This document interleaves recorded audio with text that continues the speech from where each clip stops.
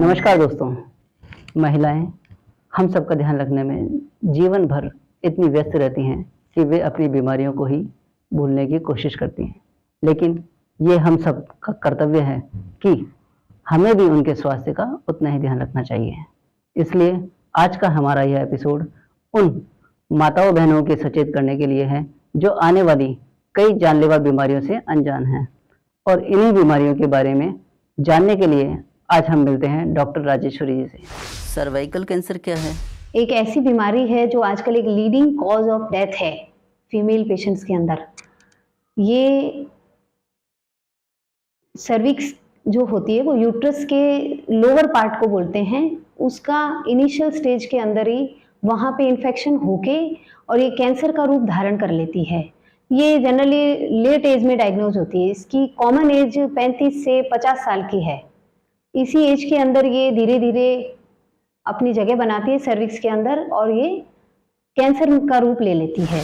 इसका पता कैसे लगाया जा सकता है?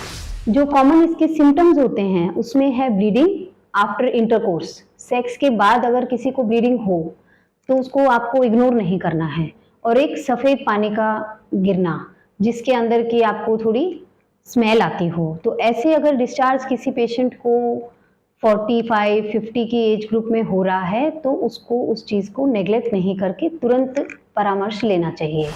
इसके रिस्क फैक्टर क्या हैं? दूसरी चीज़ है, इसके कुछ रिस्क फैक्टर्स होते हैं वो जो मैं आपको बताना चाहती हूँ।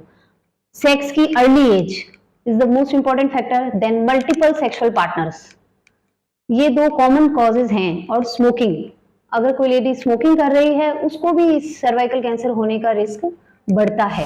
इसकी रोकथाम कैसे की जा सकती है? इसके लिए हम लोग एक जनरली स्क्रीनिंग प्रोग्राम चलाते हैं, प्रिवेंटिव मेजर्स करते हैं, यानी कि हम सर्वाइकल कैंसर को प्रिवेंट कर सकते हैं। प्रिवेंट कैसे कर सकते हैं कि ये एचपीवी एक कॉमन वायरल इन्फेक्शन होता है सर्विक्स का, वो इसका लीडिंग कॉज ऑफ फैक्टर होता है। यानी कि अगर हम उस इन्फेक्शन को रोक लें तो हम इस सर्वाइकल कैंसर को प्रिवेंट कर सकते हैं। इसके लिए एक स्क्रीनिंग प्रोग्राम ये होता है कि जनरली हम 20 की एज के बाद में, यानी कि 20 साल की अगर एक लेडी है तो 20 साल की एज के बाद में हम एवरी 3 ईयर्स से पैप स्मीयर नाम की एक जांच होती है जो बिल्कुल पेनलेस होती है।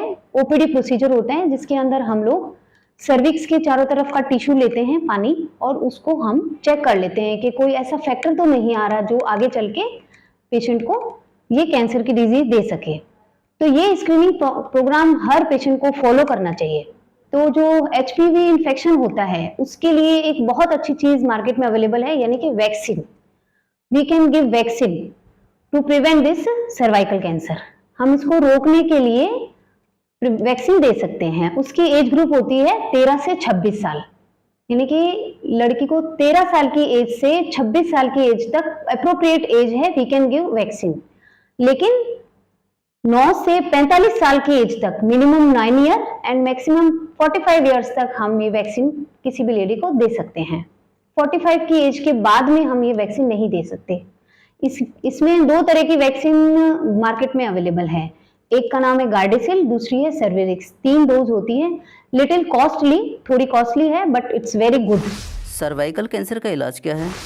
जनरली ये जो डिजीज होती है, जो बीमारी ये होती है सर्वाइकल कैंसर, ये लेट एज में डायग्नोज होती है, यानी कि 50-55 इस एज के अंदर, और स्टेजिंग भी इसकी लेट ही होती है। अगर किसी लेडी को सर्वाइकल कैंसर हो जाए तो अगर अर्ली स्टेज में हमारे पास पेशेंट आ जाए तो हम ट्रीटमेंट दे सकते हैं सर्जरी और कीमो। इन दोनों मॉडलिटी से हम पेशेंट का ट्रीटमेंट कर देते हैं। और अगर पेशेंट लेट एज में आता है, यानी लेट स्टेज के अंदर आता है जिसके अंदर सर्जरी पॉसिबल नहीं है, बीमारी ने बहुत सारे और जो अंदर ऑर्गन होते हैं उनको इन्वॉल्व कर लिया है, जैसे आगे की तरफ हमारे पेशाब की थैली होती है, पीछे की तरफ रेक्टम होता है, जैसे आंतें वगैरह होती है, अगर इनको इन्वॉल्व कर लेती है बीमारी तो फिर हमारे पास सर्जरी ऑप्शन नहीं बचता है। फिर हम लोग कीमो और रेडियो, 2 ऐसे तरीके हैं जिनसे पेशेंट का ट्रीटमेंट करते हैं। इस ट्रीटमेंट का कितना फायदा है? और ट्रीटमेंट के बाद इसके काफ़ी अच्छे रेस्पॉन्स हैं। अगर सही एज में इस पेशेंट को ट्रीट कर दिया जाए तो सर्वाइकल कैंसर का इलाज संभव है। But the prevention is better than the cure, यानी कि अगर हम उस बीमारी को पहले ही प्रिवेंट करने की कोशिश कर लें, हमारे स्वास्थ्य का ध्यान रखें, हम हमारी छोटी छोटी जो कंप्लेंट्स होती है उनको नेग्लेक्ट नहीं करें, तो हम ये बीमारी को उस स्टेज तक ना ही पहुंचने दें जहां तक कि इसका हमें ट्रीटमेंट संभव ही ना हो। ब्रेस्ट कैंसर क्या होता है, वह इसे कैसे पता लगाया जा सकता है? Breast cancer is also one of the leading cause, जो कि आजकल फीमेल्स के अंदर बहुत ही कॉमन है। इंडिया के अंदर भी इसकी बहुत ज़्यादा प्रेवलेंस है। ब्रेस्ट कैंसर के लिए भी हमारे पास एक आसान तरीका है सेल्फ एग्जामिनेशन, जिससे कि हम हमारे ब्रेस्ट के अंदर कोई भी अगर प्रॉब्लम है, कोई लंप है, गांठ है, कोई पानी जा रहा है निप्पल से, तो उसको हम लोग अगर पहचान कर लें उसकी और हम उसको टाइमली दिखा लें, तो ब्रेस्ट कैंसर से भी हम लोग जल्दी ही इसको ट्रीटमेंट करवाया जा सकता है। इसकी किस उम्र में होने की संभावना ज़्यादा होती है?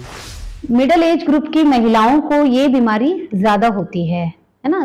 कई ऐसे मरीज हमने देखे हैं जो कि बहुत अर्ली एज में भी, एक 18 इयर्स की बच्ची को भी हमने ट्रीट किया था with this breast cancer.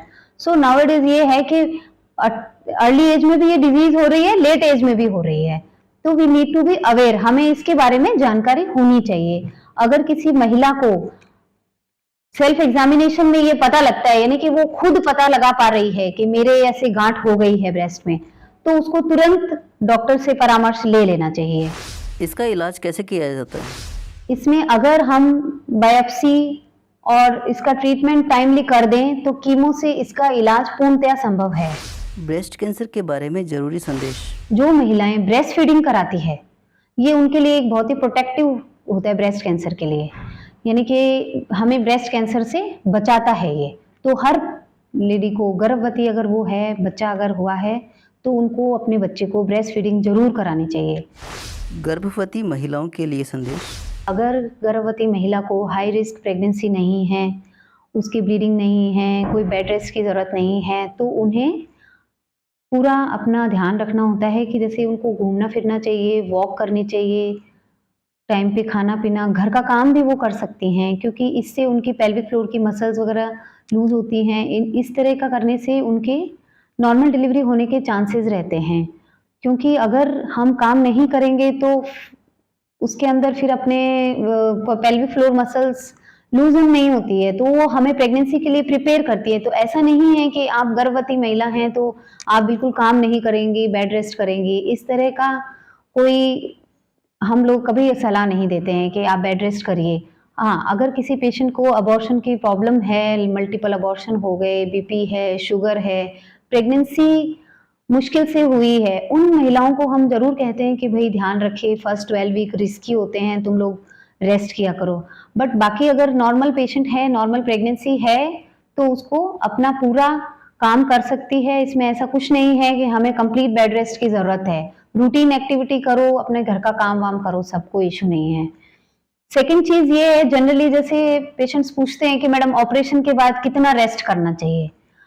Operation के बाद रेस्ट सिर्फ 42 डेज, यानी कि जो हमारे जापे की अवधि होती है, 1.25 महीना, दैट इज इम्पोर्टेंट। उसके बाद आप अपना रूटीन वर्क कर सकते हो। हाँ, भार बोझ उठाने का 1.5-2 महीने का आप रेस्ट करो, बट बाकी आप 42 डेज के बाद में आप अपना नॉर्मल रूटीन काम कर सकते हो, चाहे आपकी नॉर्मल डिलीवरी है, चाहे आपका ऑपरेशन है, उससे कोई फर्क नहीं पड़ेगा। सिजेरियन को लेके लोगों के मन में बहुत मिथ है कि इसके बाद में आपका पूरा जीवन खराब हो जाता है। मुझे मरीज ऐसे भी कहते हैं कि मैडम ऑपरेशन हो गया तो पूरा जीवन खराब हो जाएगा। ऐसा नहीं है, सिजेरियन के बाद पूरा जीवन खराब नहीं होता है। ये सब गलत भ्रांतियां लोगों के मन में हैं।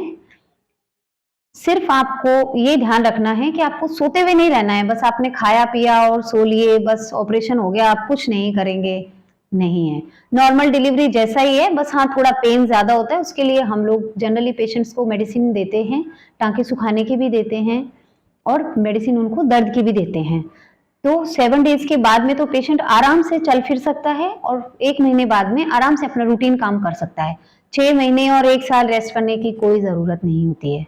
दोस्तों, हमारी माताएं बहनें हमें परेशान नहीं देख सकती हैं, इसी कारण से हमें परेशानियां नहीं बताना चाहती हैं, लेकिन ये हमारा भी फर्ज है कि हम उनके स्वास्थ्य का ध्यान रखें, ताकि घर पर उनकी चहकती मुस्कुराहट सदा हमारा उत्साहवर्धन करती रहे। अगली बार मिलेंगे एक नए टॉपिक के साथ। तब तक आप अपने स्वास्थ्य को लेकर रहें सचेत और मुझे दीजिए इजाज़त। चैनल को लाइक व सब्सक्राइब करना ना भूलें।